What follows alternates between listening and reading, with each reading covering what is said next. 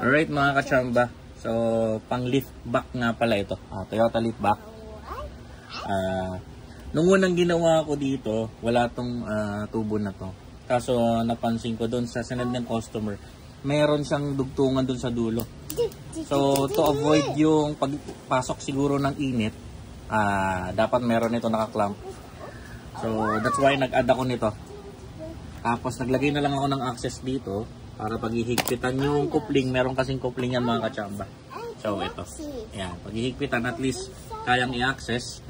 And then, maglalagay na lang tayo ng cover dito para yung init sa loob sa engine bay na papasok sa loob ng sasakyan ma-prevent natin. So, ito na yan mga kachamba. Button na ito mga kachamba, lift back. Medyo mahirap gawin yung bracket. Pero, tatsaga naman natin. Yan. Tapos ito ikakabit na lang ni customer, ipapadala ko na. Ayan, dyan yan. Lift back. Sige no. So ito yung access na sinasabi ko mga kachamba. Ayan o. At least may higpitan pa natin yung coupling. Ngayon testing namin kung gagana siya.